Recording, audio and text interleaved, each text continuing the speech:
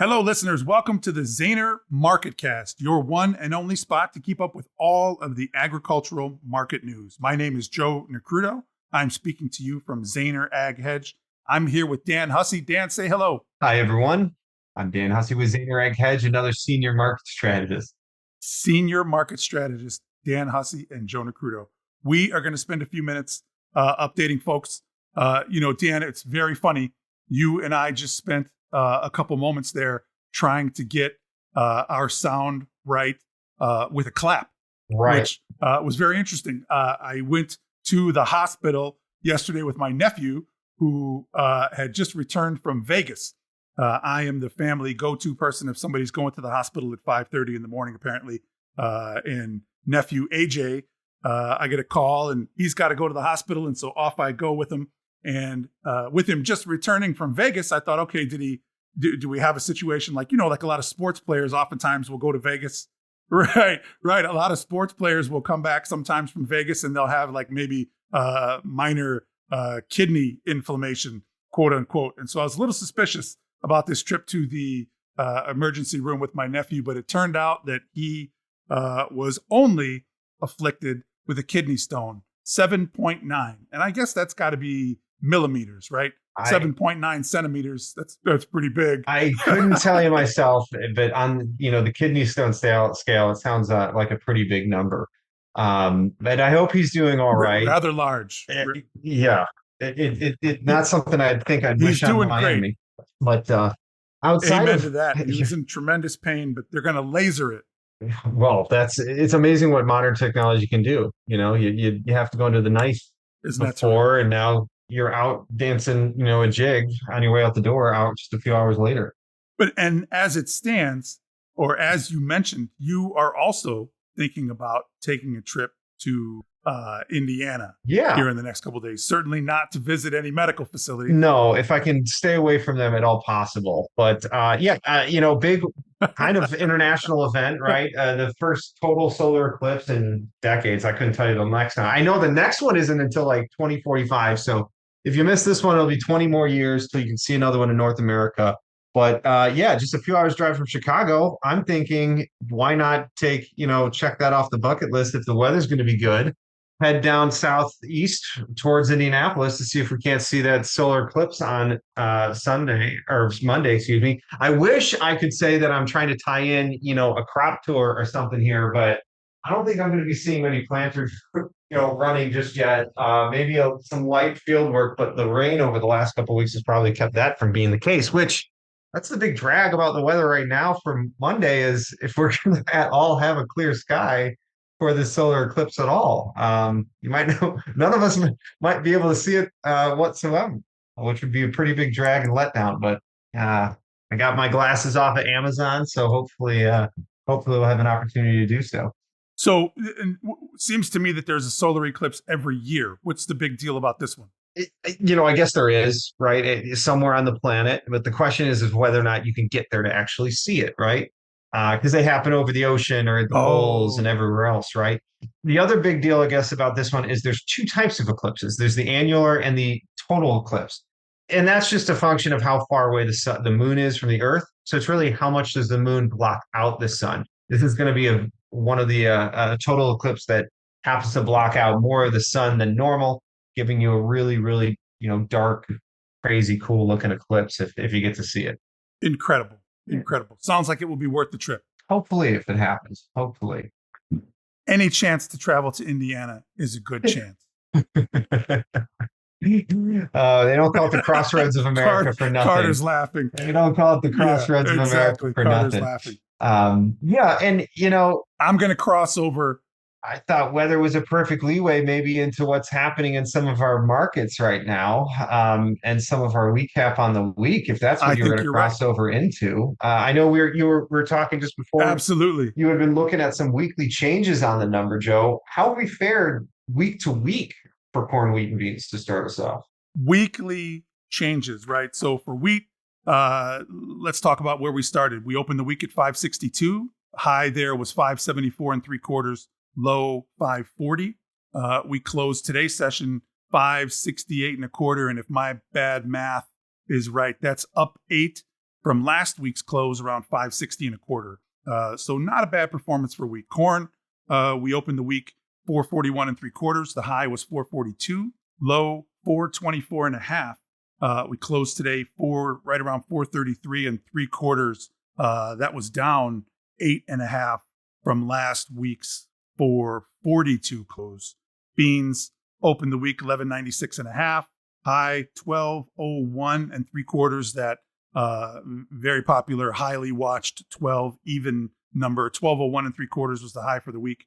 Low 1168 and a half, closed below the 12, 1187 and a quarter, down about 4.5 from last week's close at 1191 and a half.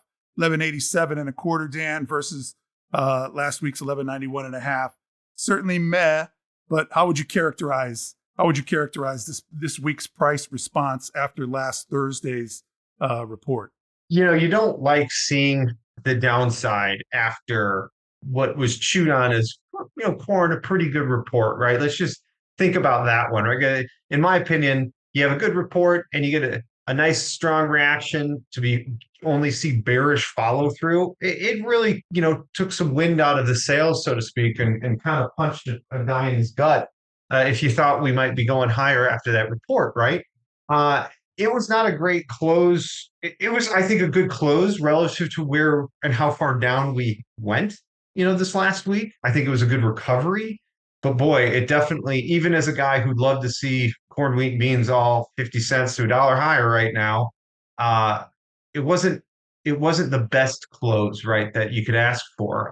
Even though, right, as you pointed out there, we've really made some progress back off the lows, 17 cents there for the beans, relatively off the lows, not a terrible figure to have bounced off from. I know corn, right? What was that weekly change there on the week for corn? Down 8.25, I believe. If yeah. my math was right. 442 last week and 433 and three quarters here today. Which leaves, if I can picture in my head, I think that leaves the moving averages overhead today, doesn't it? That's right. That's actually, you took the words pretty much out of my mouth, was that it really set us below all of those major moving averages, right? The last 3 days of higher highs and higher lows, or 2 days of higher highs and higher lows for corn, great, but you've only made it halfway back in the range that we declined as well, right? From last week's high to the lows of this week as well. But like you said, below all the major moving averages, the first of which that I'd like to kind of personally focus on is the 18-day moving average at 4,636 and an eighth here into the end of the day for May corn. The 55-day moving average is, in my opinion, that maybe more of that bigger swing level that we've been finding as resistance over the last week or so. That came in today at 439 and a half, pretty much, right? Where the highs of the day kind of terminated. And above us still, the 100-day way up there feels like a lofty level at 461 and 490 for the 200-day way above. We're below them all, right? It's hard to look at that and say, oh, this is a market that has really turned and is now beginning a strong bullish move higher, right? Even though we see other signals in the marketplace, like the fund position, which, hey, I don't want to jump into that discussion just yet, but I feel like there's a leeway into that. Real quick, those same moving averages here for May beans were below all of those. The 55-day and the 18-day very close together on the May beans, right around the highs of today again here, with the 55-day at 1189 and a quarter. And then 18-day at 1193, 100-day way above us, 1253, 200-day way above that at 1302 still. And the Chicago wheat, the one place actually that I did not think these words would be coming out of my mouth, but the one place that there is a shining star in the rope complex this week was wheat, closing up on the week, up on the day. I believe it was a new high for the month of April too today. It was. We didn't close up there for Chicago wheat, but that chart is back above its 18-day moving average, arguably holding that as support, and did today test into the 55-day moving average for the first time since February 1st. They're at 573 and a quarter. It's the 55-day moving average coming in as resistance for Chicago wheat and the May contract here at highs of the day. So corn and beans doing their thing, wheat doing its, and into the end of the week here, leaving us with a little bit of mixed signals and certainly taking some of the wind out of the sails after last week's rather decent report for corn. And coming back to which dovetails perfectly into what was initially going to be one of my favorite news stories of the week. Wheat taking a technical lead here in the agricultural complex, one of the leaders in the agricultural complex, because of the word or words of the week. Russian wheat export. Here's the word: phytosanitary. wow, Phytosanitary. spell that one for Phyto. me. So I can't. Russian. I think you spell it up. I'm just happy we were even able Russian to pronounce it, right? You are not kidding, because I'm from Indiana. Is that what you're trying to say? Right. And so, as reported by Reuters, right, Russian wheat export phytosanitary clearance has to do with certificates that they want to issue to exporters due to what the Russian authorities claim are complaints about the quality of this wheat as it arrives where it's headed. So this certificate is going to say that these wheat cargoes are clear of pests and disease, as reported by Reuters. Thank you, Reuters, for that. But it reminds me that historically Russians have been very quality conscious, and if they've got to issue a new certificate and rally the wheat market, well, that's just the way it's got to be, don't you think? It's hard sometimes. Where do we draw the lines between geopolitical saber rattling and actual market moving? Things. What is being done in response to sanctions, and what is a genuine concern about quality? We don't know, but what we do know is that this is a hoop that certain individuals who are wanting to deal in wheat are going to have to jump through, right? And those types of things are always going to have to turn our heads, because hey, if oligarchs in Russia and Putin is worried about quality of wheat and people thumbing their nose at the quality of wheat, then obviously they're going to try to combat that whatever way they can. But at the same time, the rest of the world is trying to play other games of sanctions and other things. And geopolitics aside, I think we can all agree that crude oil outputs, the wheat market ends up becoming a chess piece in these games. It would seem that way, wouldn't it? Yeah. So that leads me to speaking of that, is to the other former. Of course, there's a bigger story. There's a bigger story than these two, at least at this point, and we're going to get to that big story here shortly. But the other big story that you and I saw is this bird flu situation, H5N1, right? And so bird flu showing up. And again, as reported by Reuters, in a number of situations where dairy cattle may have been infected, and right. The smoking gun points to migratory birds, right? Yep. And in a individual, I'm sure we've all heard the story by now, right? Individual has contracted the virus here from working with dairy cattle in Texas, been sent home to quarantine. So far, it sounds like there are no other cases. And, the story hasn't spread beyond that.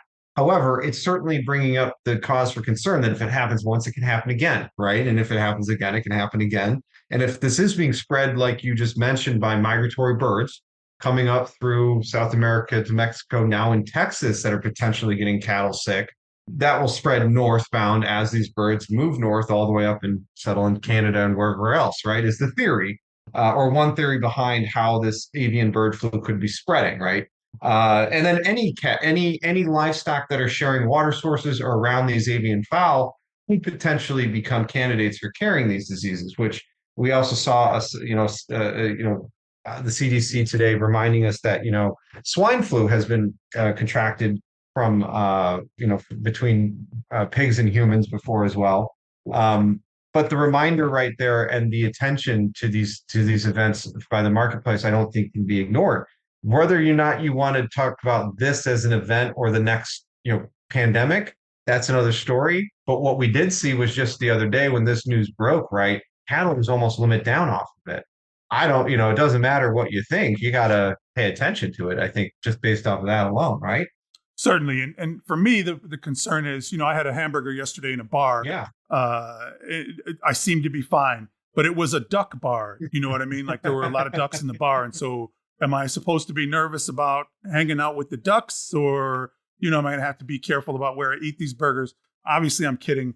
On the surface, you could see where, we should all be concerned, and I'm not making light of that whatsoever. Right. Certainly, the market reaction, I think, is what you're trying to say, is that the market reaction is certainly real, and Yes, and folks have a lot at stake. But 100%. Dan, allegedly, not allegedly, what we're hearing, what is being reported is that these dairy cows may fall ill for a few days, but recover almost completely within 8 days. And the situation that the individual contracted, they had scared me when I first read it, because it said conjunctivitis. Yeah. And I thought that sounds very, very terrible. But it turns out that conjunctivitis is just red, scratchy eyes.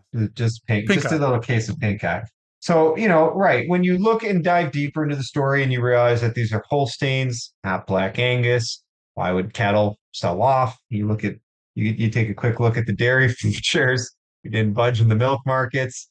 So it's very, I was a little surprised to see some follow through on cattle I guess into the end of this week, not to get us too much into market price action. But the truth is it was on lower volume. There isn't much conviction on that selling pressure after this story. So that it's just an interesting take, right? Because that's really the only thing that changed in the last, 72 hours in the cattle markets that really has turned our heads, is this new breaking story. And with that being said, it's something to watch and continue to develop. But it's interesting that, cattle broke on a story that was really dairy cow centric. Yeah, it is what it is, right? That's why we're saying this kind of tongue in cheek, because you don't know what to make of it. There's a market reaction, but at the same time, it doesn't seem very justified, does it? And makes one wonder, you had seen some weakness in cattle. Cattle had been trading sideways for some time. Yes. And there was some weakness prior to this event. And so, and let's be fair, cattle had a great start to the year too. We needed maybe a little pullback in price, right? I mean, we've started since January 1, cattle have just been going higher until the last couple of weeks. And my point exactly is that maybe you're seeing some price action here that is being fit to another situation where maybe that is not the reason that cattle are breaking, just maybe the trigger. And so to me, it might be interesting to see how long that could last. And, if you're talking about cows that are recovering in 8 days in pink eye, I'm not sure that that's going to be enough to sustain a larger move in the face of the fundamental situation in cattle. Certainly that's up for debate, and price action is going to be part of that.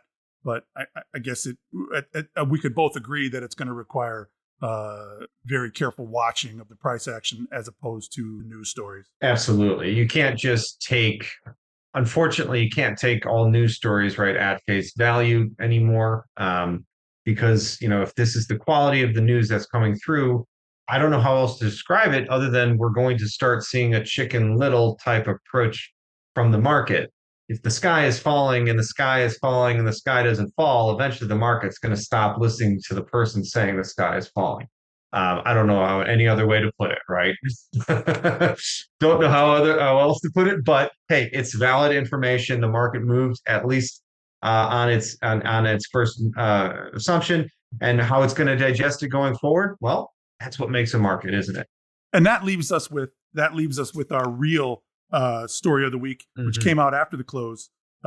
Not surprisingly, Biden administration's initial SAF subsidy model to raise climate hurdle for ethanol, as reported, not opposed by, but as reported by Reuters. Now, you and I, we went to Commodity Classic, right? Yeah.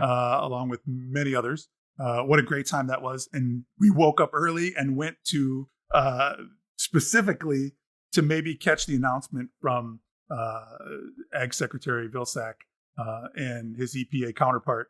And I don't know about you, but it was kind of a drag. I was live streaming not to let us know. I thought it was going to be something, man. 8:00 in the morning. Yeah, that was. We were a little upset about that. And in 2020 hindsight, okay, yeah, I can understand how and why that wasn't the time or the place. And interestingly enough, as we learn more about that subject, I understand now how and why that wasn't the time and the place. They're not ready for an announcement, from what I have heard and from people more familiar with the subject than I am that we'll get into in a little bit. But we were really hopeful because that seemed like such a cool place. At Commodity Classic, you got the biggest producers in the country here. You got manufacturers and people from the industry from all over the world coming together. Wouldn't that have been the coolest place to announce this big change that could be just absolutely well, earth rattling, but like good in a good way for the industry, to bring in the sustainable aviation fuel, or at least lay forth the plan for all of us of how we get there. Because it's been in talks forever, right? And it seems like it's this kind of unattainable goal, or it's this thing we're grasping for and keeps going, and nobody knows how we're getting there. We actually had a chance to speak with some individuals going through that process through, National Corn Growers Association and our contacts there, and what they're doing in Washington and in Springfield across in Illinois and across in local governments across the country, trying to get the sustainable side of it really locked down, because that's the big hurdle to it. Because otherwise, it's just making biofuel. The real key to this that wins everybody on both sides of the aisle is the fact that, okay, well, if we're making a sustainable fuel or a renewable fuel, we can also make it sustainable by carbon sequestering. And that's a whole nother side of the story to talk about. But, and I'll just quickly read you what kind of came out here today, because it's still a developing story. And I'm still determining how great this is, and because it doesn't sound very good, right? But as of today, Reuters announces, or as according to Reuters, that the Biden administration will release a preliminary climate model for sustainable aviation fuel subsidy program in the coming weeks that is more restrictive than the corn-based ethanol producers had hoped. Two sources familiar with that matter told Reuters. Under the preliminary model, which could be released as early as May 15th, ethanol is not expected to automatically qualify as a feedstock in the SAF subsidy program. Now, that actually does not come as a shock to me. The discussions that Joe and I had at Commodity Classic, that actually sounds just right, because they're going to be requiring, I don't want to say licensing, but there is going to be some kind of credit or subsidy program that needs to effectively say that corn grown for these programs, and beans and other products, I'm sure, down the line, grown for these programs, have to come from some kind of land that is also proving they're doing some kind of carbon sequestering, to prove that the corn is also coming from a sustainable model, right? So you've got the renewable side, that it's a biofuel, but the sustainable side is the part that wins that left side of the aisle, that doesn't want to have any fossil fuels burning whatsoever. So this is an interesting place where both sides of the aisle are actually completely agreeing that we can move forward with something, because, hey, the green people win with the element of being able to sequester carbon, literally piping it and putting it underneath the ground, that in theory should stay there. But if it leaks up into our cornfields. Like, quite literally, our plant-based ecosystems should absorb it, is the idea.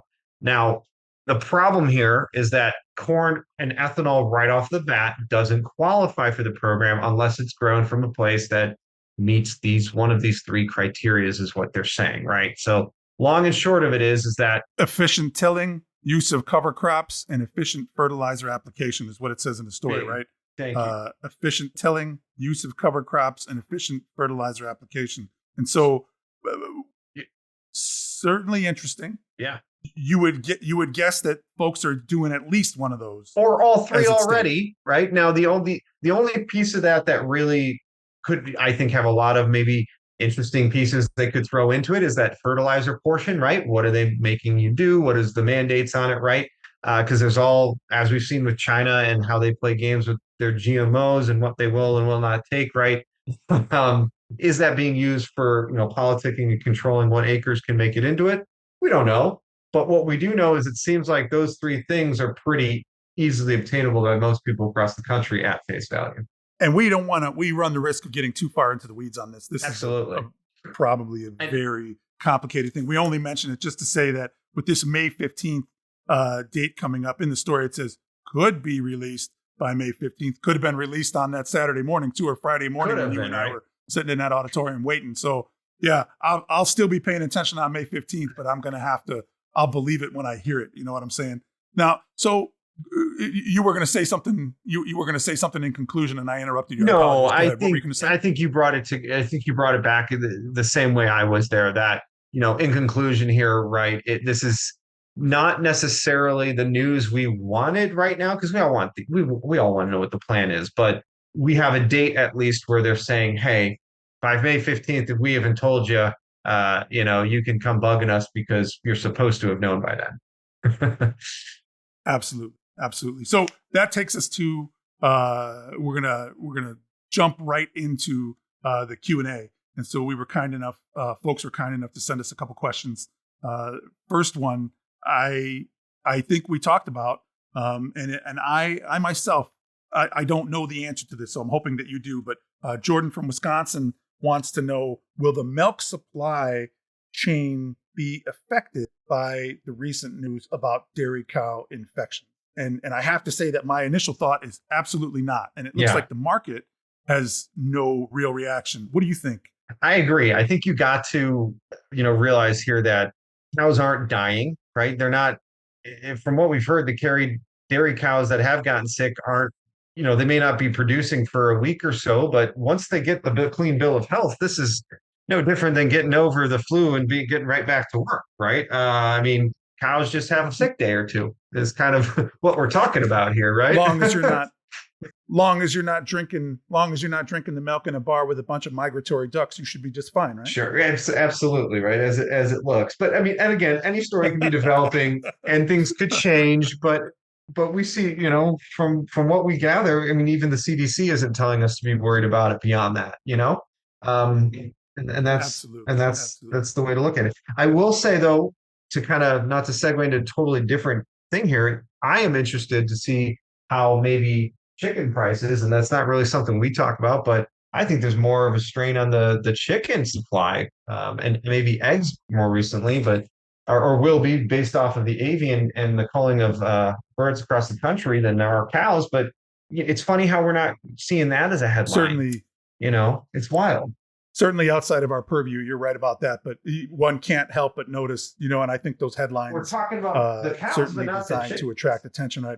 Right. 1.6 million animals, 1.6 million chickens called. And, and the thing about that is that's not an uncommon occurrence. No, and so not. if you looked at the way they phrased that, they said, oh, well, this is the biggest, this is the biggest move they have had to make in terms of culling chickens since, December of 2023, which is March. A year ago, right? Or like 3 months, 4 months. 3 months ago. Yeah, 3 months ago. Right. Right. Well, you caught me. I clicked. But then when you read it, it's like, okay, I get it. So, I'm not saying that it isn't something to be concerned about. I'm not saying that, again, not making light. But here again, something that can happen from time to time. We should be careful about letting that kind of get into our. So, it's funny because I'm trying to chop through these questions in the Q&A. And one of the other, which is sort of similar to what we're talking about here, it was the surprise. Bill in Iowa wants to know, there was such a surprise reduction in corn acres. Where did all the acres go? And so there again, maybe you've got a number that has come out and they've done their level best to tell you what the number is. But do you think it's going to change, Dan? I do. I feel we have to remember when the USDA tells us these numbers, right? One, we all know it's not the end all be all number for the year. They are subject to change. And the USDA is trying to tell us something based off of the modeling and the reporting that they do. Many of the numbers, they actually have some rules that they have to kind of follow. The acres number is one where they are open a little bit more because there is some data points that they do and do not have at certain points of the year from insurance and whatever else. But the point there is that I think that there is that they were able to give us a acreage number that kind of sets the floor on where it is now. And corn acres will probably only go up from here. So if we missed on this one report, well, the next few reports, we might be crawling right back to 92 million acres for corn, right?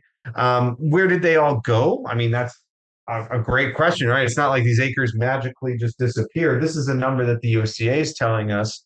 And man, across 100 million acres, just roughly, right, as a basket, just a number of rough acres across the country of corn. Just I know it's at 90, but 10% of that, right? I think we can all agree is in flux, right? Whether it's fringe, all these other things could be for other reasons.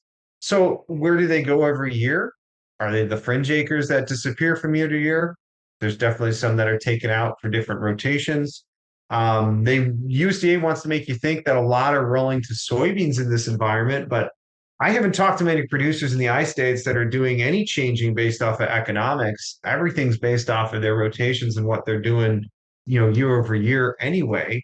I don't believe that all the acres, have just come out of, other through other things like, I think we talked about solar panels going up through down corridor through Indiana. Um, I don't think they just magically disappear there. So is this the USDA giving us a number that will inevitably walk back to later in the year? It's kind of my personal take on it, but we'll see. It's their number. And so I like this question because I think we have every intention of updating folks as we see these new numbers, right? This is something that we're going to do regularly. And so we'll be updating people as we see it. Dan, do you think in terms of a weekly recap, do you think we missed anything? Man, I think that's all. That is most of what went on this week. The only big piece, and I think big discussion, is around that fund short, right? That I want to kind of touch on before we get out of here, because that's been the big story of the last few weeks, right? Funds have gotten systematically short and actually have hit record shorts since February in the row crop markets, particularly for corn and then sticking to beans. We saw a lot of that unwind here last week with that move higher, right? But it seems to me that this week we might have just stepped right back into it, and we're kind of left with that going into next week. So I'm very interested to see where the CFTC numbers settle on the end of this week. Those come from this last Tuesday. That did put us a little bit lower on the charts. So I'm expecting to see those fund shorts having kind of built back in. And if that's the case, and we continue, with this little bit of strength off the lows into next week, well, it's you still have a narrative to talk about there. Unfortunately, though, you don't have a technical chart that's supporting it. And I agree with you. I would say that generally, if you look at some of the things that we read, there are some who believe that we're within a range and that we're not really going to be able to get much lower and that maybe get much higher. But when I look at the charts are telling me that maybe we're not going very long. And I'm not sure that I can assign, I don't know that it'd be productive to assign odds to down or up, but I got a feeling looking the way we look, you're not long. And so, if we have, as a producer, or you are somebody who is involved in agriculture, if you are looking for strategy to help you get you updated, as I was talking here, Carter has handed me, Dan, I hope you're ready for this, because Carter has handed me this week's fun question. This fun question, Dan, if you're ready. I didn't know these if you could have one, yeah, right. I think that's the way he wants. Something tells me that's intent. Yeah. There may be a fist fight in here before we get out of here. If you could have one superpower, Dan, what would it be? Oh, easy. Stop time. Stopping time, because it encompasses every other superpower. You can make people fly, think you fly. Stopping time. Yep. Pausing time, right? Just boom. Everything around you frozen and you could walk around still. That would be my superpower. I was not expecting the question, and so I'm not sure how to answer it, but off the top of my head, I think if I could fly, that would be pretty cool. Yeah, close. I mean, I might fly into the city when I come here instead of driving 50 miles to get here. I might just fly. Yeah. That would be awesome. I think either one of those superpowers that most humans would find some enjoyment. The question, the real, I think, the answer is, would you use your power for good or evil, Joe? Well, I think I'm not going to say, but I think you already know. Right. With great power comes great Folks, we want to say responsibility. thank you. Hey, with great power comes great responsibility. That's absolutely true. Folks, what we want to say now is thank you for listening to the Zaner MarketCast. We very much appreciate you taking the time to spend with us today. If you, and this is the important part coming up here, if you would like real-time market updates and news, you can follow us on Facebook and YouTube at Zaner Ag Hedge, or on Twitter /X, or even LinkedIn at Zaner Group. Here's the important part. We offer a daily Ag Hedge hotline where you can simply plug in a number, call in, and get free row crop updates from the one and only Ted Seifert. You probably see Ted on television a lot or hear a lot of what he has to say. But in this case, with this free Zaner Ag Hedge hotline, Ted comes on every day and tells you what he thinks you might want to know about the day's events. And a lot of our customers have found it to be very informative and very easy in terms of getting up. You can also phone us direct. A link to that Zaner Ag Hedge hotline will be provided in the description. Feel free to click on that. It takes 2 minutes to sign up, and we'll make sure that you get access to the hotline. Thank you very much, and stay tuned.